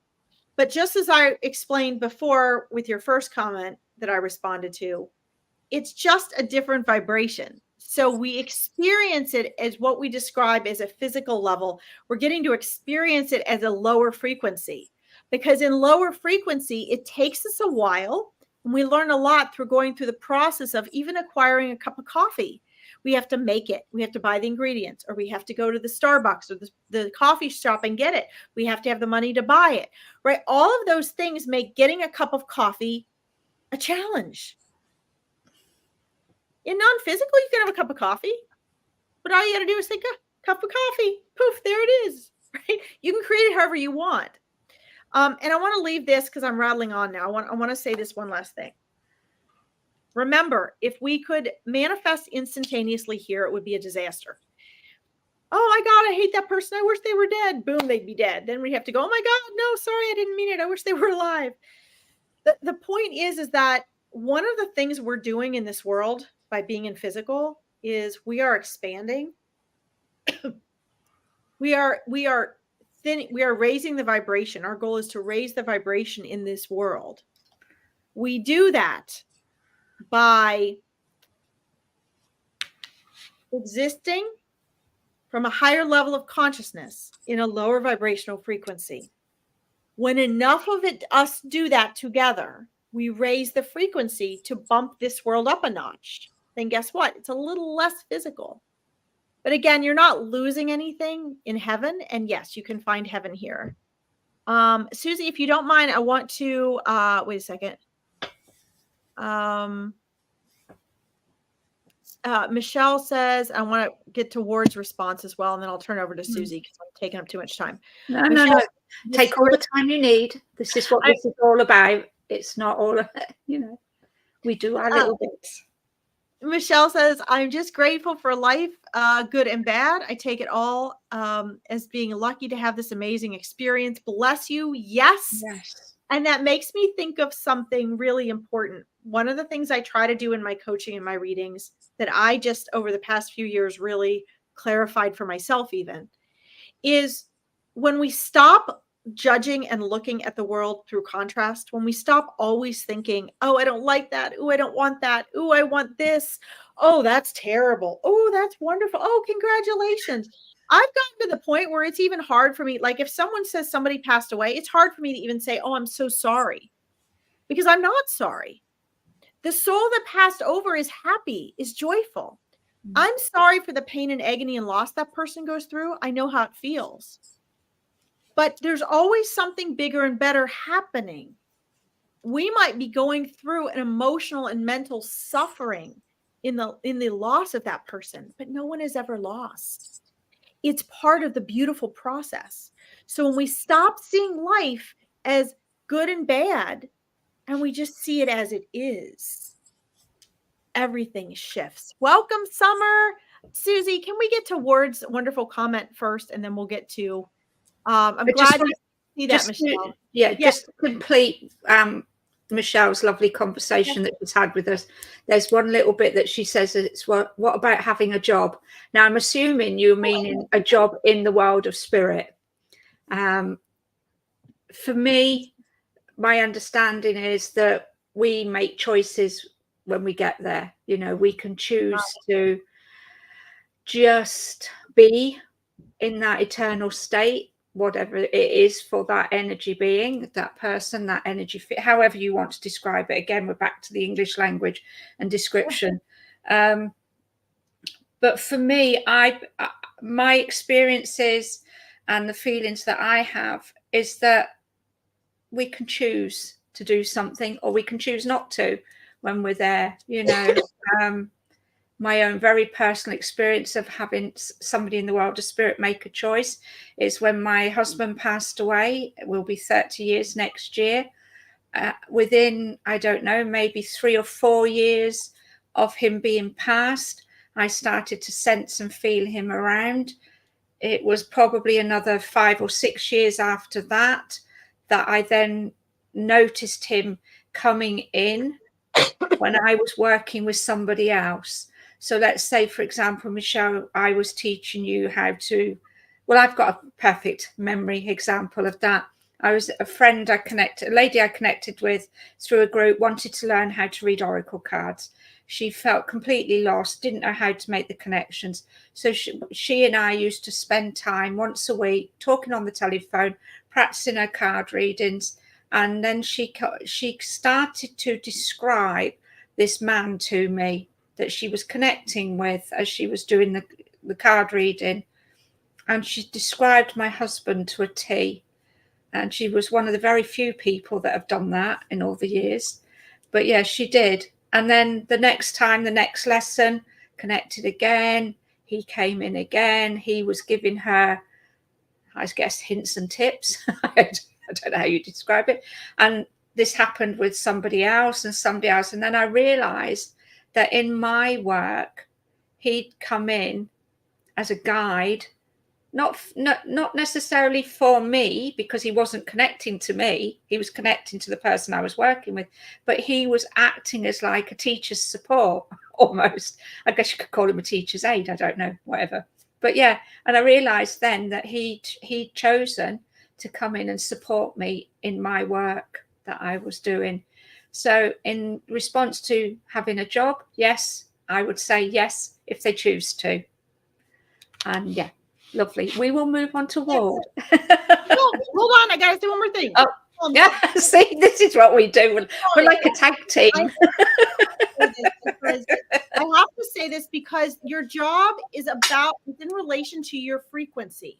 So as your soul evolves and grows, you might change your job.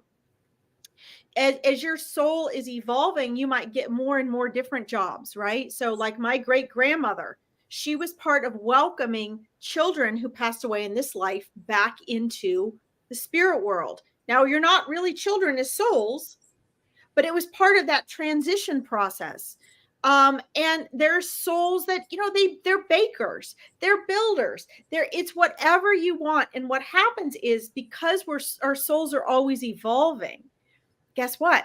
Eventually your jobs will shift as well. So it is a vibrational thing, but yeah, we definitely have jobs. Sorry, Ward, I've been dying to get to yours for a while as well. Go ahead, Susie. You want to read it? All right. So Ward says, truth is so much. We can learn to understand the concept of involvement, and we can try to realize the reality of truth. Perhaps a presence is just the distance of being unreachable. With the existence of an absence is the connection to be here, the realization of reality. I think we need to add this in as well, just so it all flows. I believe we are all connected by our thoughts, and each of us has developed their own way of thinking. Our thoughts can be seen by others, giving rise to new ways of thinking. Some parts of our thoughts are shared, but others are not. Thoughts can continue to endlessly split, and truth is shared in different ways of thinking. These thoughts can always keep splitting, some in my head and some elsewhere. Then I learn a new thought from someone else, which changes my way of thinking and causes. I am just blown away to start with by this wonderful awareness. And yeah, that is such a beautiful question or comment, and it's such a deep one as well. And if we were to start really digging into this, I think we'd be here, for me, all night, for you guys, wherever you are in the world, all day. But my answer, if I was to sort of answer this comment in the way that I feel into it, I can only agree. I can only say, yes, our thoughts do split. We do change, not necessarily because the thought we had previously was the wrong thought, but simply that we learned something from it, and then we learned something else from someone else, which then changed the way we perceive things. I've been evolving in my work over the 20, 30 odd years now that I've been doing this. And when I first started, I was very much in the Wiccan energy. I spent a year or two working as a solitary witch, and then I've moved and evolved and grown. And the more that I'm reading, and more recently, not because of anything, one thing in particular, but I've noticed that I'm just gradually being drawn more and more and more to understanding the concept of Jesus. Now, I went to Sunday school. I went mainly because I enjoyed colouring the pictures of the angels that they gave us to colour. No other reason than that, I will be honest. But I never went to church. I didn't read the Bible or anything like that. I didn't do Bible studies. Obviously, through schooling and religious studies, you get a concept of it and you do a little bit. But to say that I would connect as deeply as I am at the moment with understanding Jesus and where he came from and the thoughts behind it has really just taken me into thinking differently. And that is a work in progress at the moment. So for me, it's sort of very new, and I'm still working with that energy of all of it. But yes, I just think we have to be open to receive not just our thoughts, but the thoughts of those around us, and just take from it what feels right for us, what lessons we learn from it, what understandings we gain from it, and really just find what resonates with us as well as individuals. So I hope that makes some sense, and I'll leave it to you, Kat Larkin. Yeah, I mean, amazing.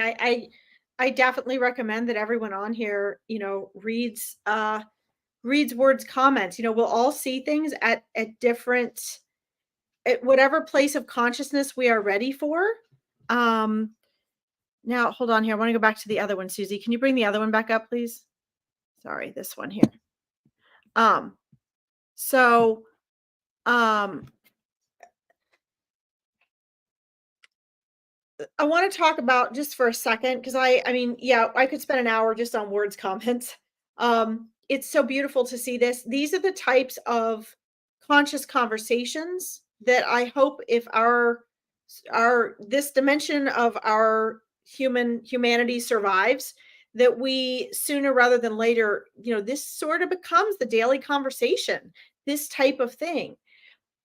We are all one, and our thoughts are outside of our body, not just in our mind. They're in our auric field. And I remember when I first started being able to read thoughts, not that I don't invade anyone's privacy. I don't try to read thoughts, but the truth is that we all propel our thoughts outward. They all touch each other. They all mix, no matter how far away we are, beyond thought and time. So even if a person doesn't get a message that you're saying to them, or you can't speak to them, their soul, their consciousness is getting what you're thinking and saying.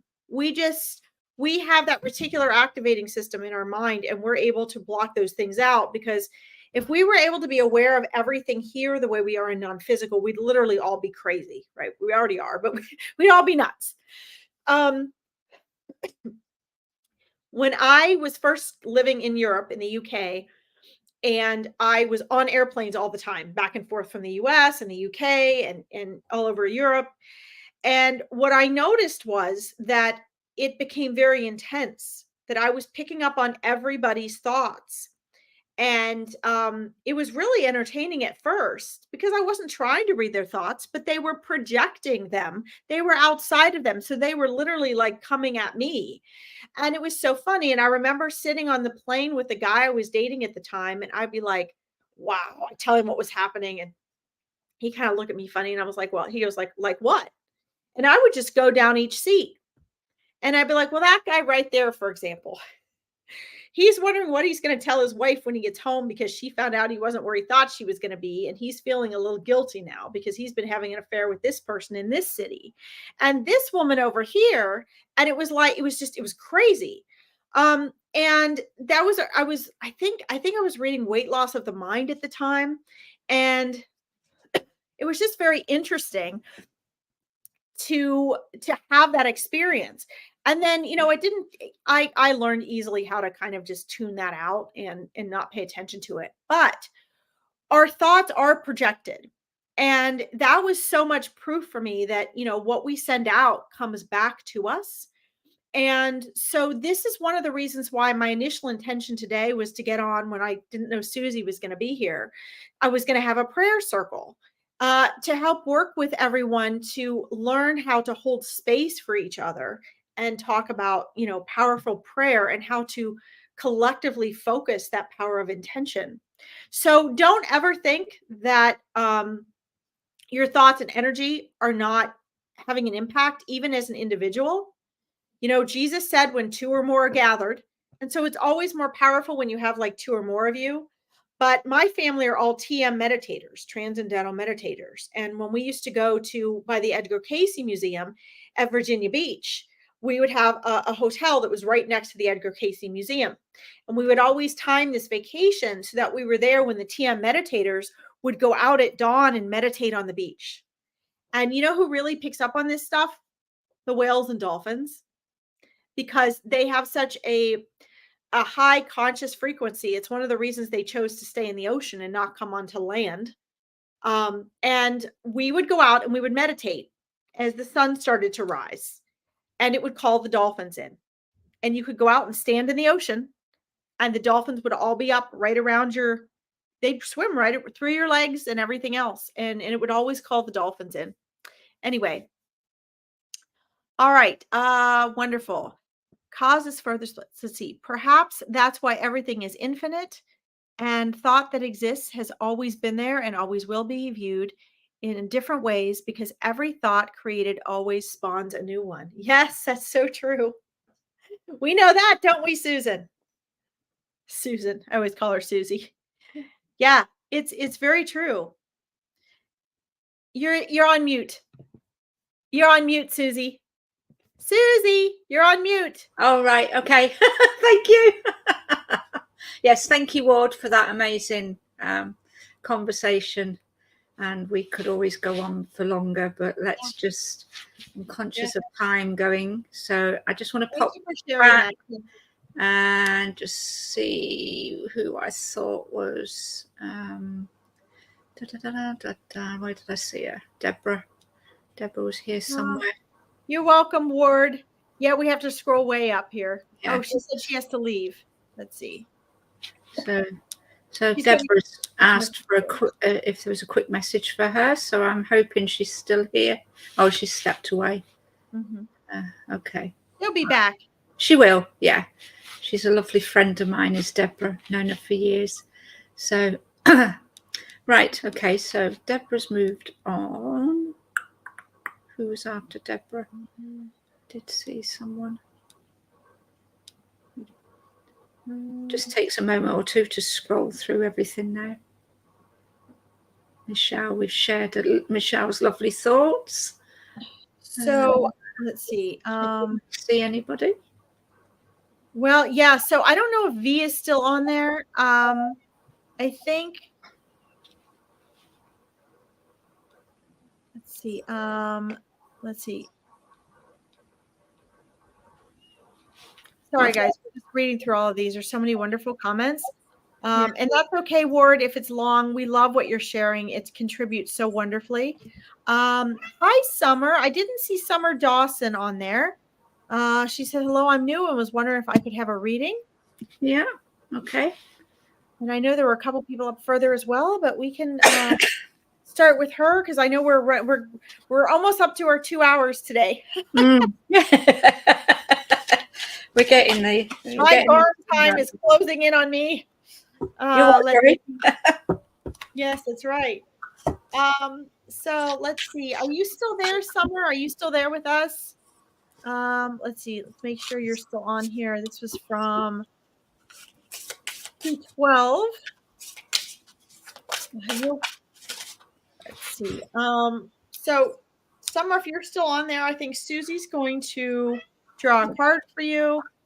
And I'm going to tune in for you as well. Do you have anything in particular? Hello, Elizabeth. Welcome. Lovely to see you. Is there something in particular, Summer, since we're running short on time, that you want to ask about? Because sometimes what we tune into first is not exactly what you're looking for. Let's see here. Thank you. Lovely to see you too, Elizabeth. She may not be here because okay, V was way up there and she wanted a message from her mom. So I'm going to star that and then we'll see if she's still on. We had a lot of messages from them. Okay. Sorry, guys. When we get going, we don't always see everybody's messages. That happens anyway with StreamYard. You do the best you can.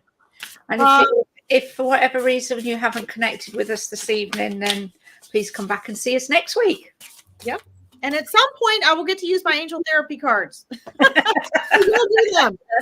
Summer, will you just let us know that you're still there, please? Because if you're not there, we want to make sure that we get whoever's still on here today, since we're going to close up shortly. And then if you're not, hopefully you will catch up with us next week. Let us know, guys, who's still on there. Is Summer on there? And is V still on there? I know V wanted a reading as well. We'll take whoever's still on here with us.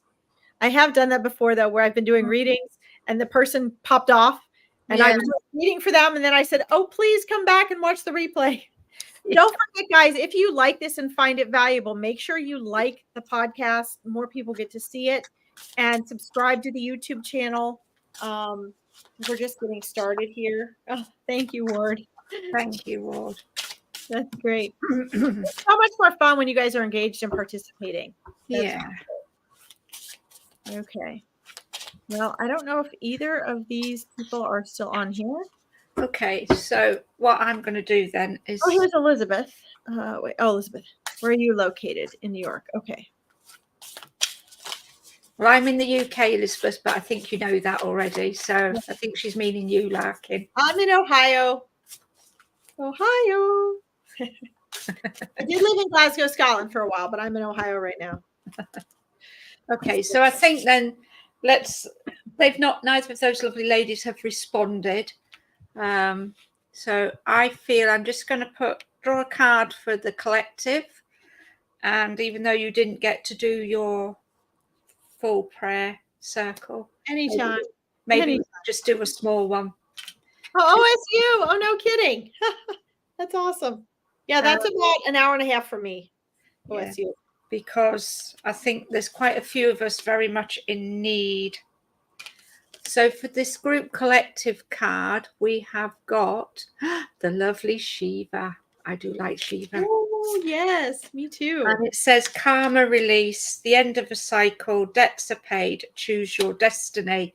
And for me, that resonates beautifully with the readings that we've given this evening, you know, about new beginnings, new choices, letting go of the past. The first reading we did was all about releasing that connection to the past. And then the other one was all about making the choices. So very much, I do feel for many of us at the moment as a collective, we're all in this space of reflection, revitalizing, recalibrating our energy fields. There feels to me in the energy as a whole, there's a lot of recalibration going on for a lot of people. So it's almost this feeling of, I hear people coming in and asking, why do I feel so disconnected? And we've had this conversation that we're not actually ever disconnected. We're just in a space where we don't feel that subtlety like we normally do. And I do believe and feel that's because at the moment, as we're moving out of the end of this year into next year, a lot of us are having to recalibrate our energy, just spend a lot of time reflecting on what we've done so far to date and where we're going and what potentially we could be doing in the future or will be doing in the future. You know, Larkin and I've spent the last probably 2 and a bit years talking about this podcast, talking about coming together, working together. And we, you know, even today, there was a bit of a spanner in the works from my end that delayed me getting here. But I got here, I got the nudge. And I am sure Larkin said at the beginning, if one or the other of us isn't here, then the other one will keep it going. And it might just be a slightly different format to what we're doing. But for me, this is all about us reconnecting, recalibrating our energy, coming back into where we are meant to be and what we're meant to be doing at the time that it's meant to be done. And I feel very much for us, this is where we've been this past couple of years to this point now. And it certainly feels that way for me. And also, you know, once you've made that choice, the momentum builds. You know, it's coming on live and doing lives like this is always a little bit in the moment at times. But once you get going and get flowing, it's so obvious that it's meant to be. So yeah, so for all of you out there listening to this, the lovely Shiva has come in and saying, but I feel saying now is the time, recalibrate, make your choice. You've cleared your karma. It's time to get moving. And, you know, I want to also let everybody know a couple of things. You know, Susie and I both have different groups and pages and things that you can follow. Have them listed here. You can always get back on the replay and see. And, you know, on Thursday nights at 9:30 EDT, I have my A1R Psychic Radio program. It's only like 15 minutes, but you guys can tune in. Susie and I are going to be having some upcoming events as well. So you can find and follow any of those by either following my Psychic Medium page, or Susie has groups and pages listed here as well. I would honestly recommend that you choose something of each of ours to follow, because we each have our individual work that we can support you with. and our collective work, but yet we're completely in sync. So if you want more support as the week goes on and you want to interact with us more, you can do that. Okay. Thank you, So Elizabeth. follows, you can join another time. Wonderful, Ward. Thank you. Yes, thank you, Ward. Beautiful. Let's Thank you. share peace with love. Oh, sorry. Oh, sorry. That's fine. You're going through the There we go. peace with love to make sparkling life beyond the thundering night. Spark is a white light. Yes, I love white light. So you can and I can become what we see beyond the stars and the bright shining eyes. Yes, that is beautiful, Ward. That's so true. Yeah, absolutely lovely. And Michelle says, thank you. Thank you, Elizabeth. It's lovely to see you. I connected with Elizabeth through a tarot course. Oh, wonderful. Wonderful. Oh, thank you. Yes, here in the US, we will have a happy Thanksgiving. Thank you so much. Happy Thanksgiving, everybody. We don't have that here in the UK, but yeah. So next week, we will be back on at 5:30 BST time and 12:30 EDT time. Please invite anyone you know and think might enjoy or appreciate and benefit from this. We're just getting started with this, so we appreciate you guys coming and liking and supporting the broadcast. Energy, your questions, your comments. V's just popped in. Okay. And she says she's here. All righty. Okay, V. We did. I'll just give the cards a shuffle. V, you will be our last reading because we are nearly at the 2-hour mark. So you've managed to pop back in just in time. That's closing up. Okay. Divine guidance and inspiration. It always works. Good thing we keep talking so long, right? Yes. Yeah. Well, the trouble is when we get talking, we don't stop. And as Ward was mentioning, part of this is, once you guys open up a flow and a channel for energy to flow through, that's what happens. It's a whole different level of consciousness. So I've done the first few angel parties I did that were supposed to be 3 and 4 hours, ended up being 8 hours long. I remember leaving this house in Columbus at 2 in the morning. Snow had started and I had a 2-hour drive, which took my mom and I 3 or 4 hours. So I didn't get home till about 5 a.m. But what happened is I just got so into the readings. I ignored the timer. I track of time. And you just don't notice it either, do you? Because it just doesn't feel like I gave myself a time at all. Everyone was supposed to have a 20-minute reading and they all ended up getting about a 2-hour reading. So it was just after that, I was like, well, I got to reel this in, So Susie's pulling some beautiful cards for you, V. Must be meant to happen today since you popped in just in time. Okay, so for V, we have got, this card came out earlier, but the lovely Lady Venus about light activation, call to action, power surge, and earth mission. You've also got ancient healing, free flow, and messages. The first thing that comes in around these cards for you, V, very much is I feel very guided towards your solar plexus area. I'm very drawn to all the yellow and the oranges in these cards.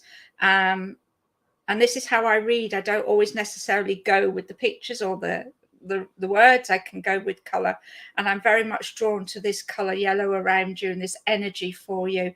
So there's something going on, I feel, for you where perhaps you're feeling a little bit out of sorts. Maybe there's a little bit of turmoil going on. I get what I call like this butterfly collywobble feeling in my stomach, and it can be like it's more or less like a nervous excitement. So I think there's something coming in and around you where you're perhaps making a choice or a decision, and you're a bit sort of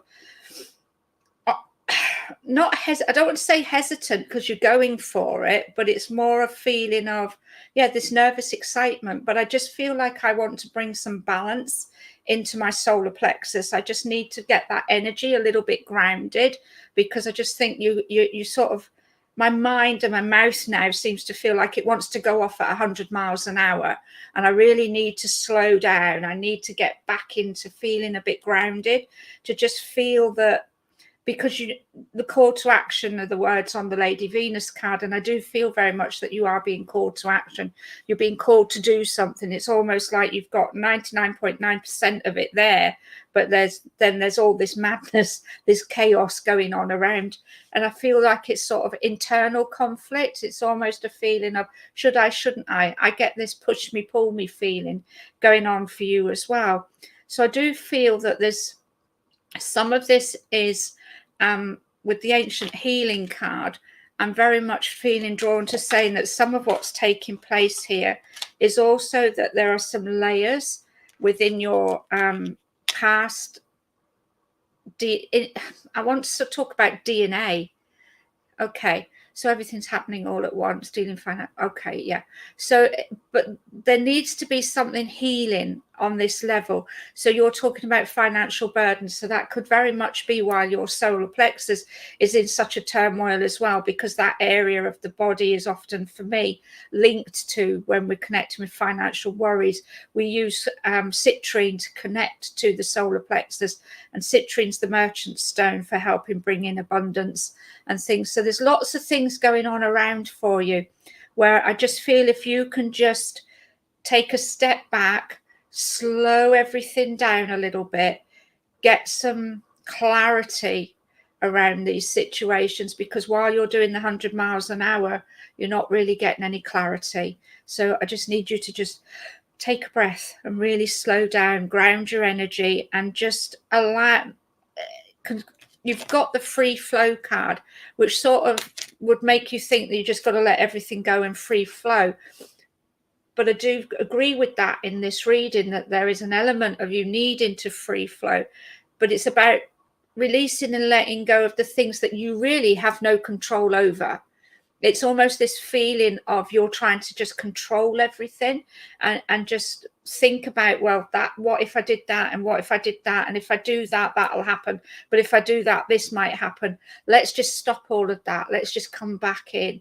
Let's just really gain some clarity, and let's just then allow the energy to flow to guide you in the direction, because you've got the messages card as well. And I feel very much that when you can get into that headspace, or not even headspace, but into that energy space of just calming everything down, of just beginning to settle your solar plexus, ground your energy, and really just enable yourself to receive. It's everything is all about you're putting it all out, putting it out there, whereas really the universe, the angels, whoever you work with, whoever's around you, they can't get in to give you the messages that they need to bring you, because of all of this chaotic energy is just causing a bit of a whirlpool. I want to just touch a little bit on the ancient healing as well. I just feel that some of this comes back to I'm hearing the word DNA. So there's something going on there as well, where you can look at working with healing what's in your DNA. Now, I don't necessarily mean that as a genetic thing. It feels more like it's sort of an ancestral. We talk about ancestral DNA. We talk about DNA as genetics. So I'm feeling this is more to do with perhaps belief systems that have come through, down through families. You know, it might be the grandmother or, you know, great grandmother that used to have this saying, you know, money doesn't grow on trees. And it's come down through the family. You know, it's the same we hear all around, but there's just something in the family here that feels like somebody would have said it. It's got passed down, and it's become a subconscious belief. And this is where you're being guided to dig deeper, if you like, and work with this energy and work with changing it. You've just popped up and said that, yeah, you're in school, and I think you said something about no support system. I appreciate that not having a support system can be challenging, but there's some of these things that you can do for yourself, and find tools that can help you with that. That's maybe why the crystals dropped in to the message as well. You know, start working with crystalline energy that can help bring rebalance into your energy field as well. And I'll hand over to Larkin.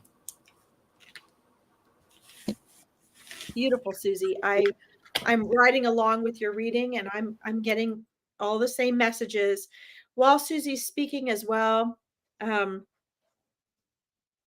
One of the things I'm seeing V2 is, and it's interesting because while Susie's sharing, I am also, seeing these things. I see you made another comment here, but I want to stick with I have no support system first, because at the very beginning of this broadcast, most of you were not on here at the beginning of the broadcast today at 12:30 my time, 5:30 UK time. And one of the things that I focused on was partnership with spirit. So please know that oftentimes in this world, we may not experience a physical human support system with our friends or families or colleagues. As a matter of fact, oftentimes you might be experiencing the opposite and feel very much alone. But understand, you always, always, always, always have a support system. You are never, never, never alone. And one of the things that always helped me in my life was I've always been very aware that I had this spiritual support system. So even when I felt completely alone in this human world, I always knew my spirit guides and angels were there. And so really knowing, I can see them right now. Your spirit guides, literally, I see 3 of them like on the side of you. They're showing me that they're doing this. They're like, come this way, that way. No, no, no, no, no, not over there. Come this way. Focus this way. They're really coaching you. They're rooting you on. And they want to remind you and say, hey, like your life experience and where it's going is a partnership with spirit. So they're doing their part, kind of trying to point the way. But as humans, it's very hard for us sometimes because we get so sucked in by what our mind and our ego wants, that 95% of our mind that has been brainwashed and programmed, which Susie was talking about just in a very different way. She was explaining it. And so those subconscious beliefs that you have, your spirit guides are trying to refocus you a different direction, because your life getting easier needs to have more energetic flow with less resistance for it to flow. Money likes speed, and it likes flow, and it likes decisiveness. So when we come from an ancestral background where perhaps there are some blocks or funny ways of making decisions that are delayed or met with resistance, that comes then up to us in our generation as money blocks. So, what I'm seeing your spirit guides are saying is lighten up and fly higher. Start to not think about the things that are so serious for you. Take them with a grain of salt. The things you're worried about, because that's like praying for something you don't want. Worry is, right? Lighten up about it. Find humor in it. Don't take yourself or your life situation so seriously, and you'll allow the vibration to raise. And in order to have money and abundance flow into your life, and for there to be less of a struggle, that lightening up of frequency needs to happen. Okay, so that's definitely coming in very strongly. Let's see. And then we do have to close up in a minute here, but she says, when my mom passed, my whole life changed. You're a single mom. Yeah. So absolutely. So there's a lot of that mom energy happening there on both sides. Hi, Kylie. Welcome. Let's see. This is nope. Never mind, Kylie. I'm going to block and report you, honey. Thank you. So just ignore Kylie, guys. We have a scammer and a spammer. So one of the things that you guys need to, pay attention to is the hard times that we have in our life. Is very important that we do what we talked about a little bit earlier. And that is, when we're having a hard time, it's an opportunity. So even though what your experience is pain and frustration and these challenges, of course, it's going to change your whole life. And I'm so sorry that you're going through that with your mom. You must miss her terribly. And what we need to do, though, is step back and understand whenever we have a challenge or something painful that pops up, even though we can't see it, and this is one of the reasons we come into human form to have these challenges, is there are opportunities for us, because on the other side of the struggle and suffering and the hardships that you're going through right now is something better.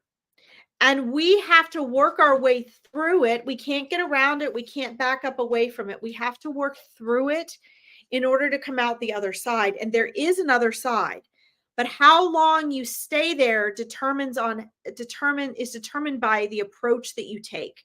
So about a half an hour ago, we were talking about making sure that we are not just looking at life as good or bad, hard or easy, what we like or what we don't like, painful or feeling good, but we look at it more neutrally with an air of acceptance, because in that acceptance, life moves us out of it. And also keep in mind, V, that this month has been filled with chaos, and hope it gets better. It will get better. But like Susie said early on in your reading, in my version of this is, in stillness, you get clarity. What you resist persists. So when you look at chaos and you feel, I don't like it, it's uncomfortable, everything's chaotic, that's your ego's way of saying things are not going the way it wants them to get what it thinks it wants. Okay. And so one of the things that helps is you have to learn to be very still. When we are still and we don't react to what's happening in our life, because it's never happening to us, it's happening from and for us. Okay, it's happening from and for us. And that's our challenge when we're here in this world. So for the chaos to settle down, it's like when you're in the middle of a tornado, do you want to get out in the whirlwind of the tornado or the hurricane? No, you don't, because you're going to get sucked up in it.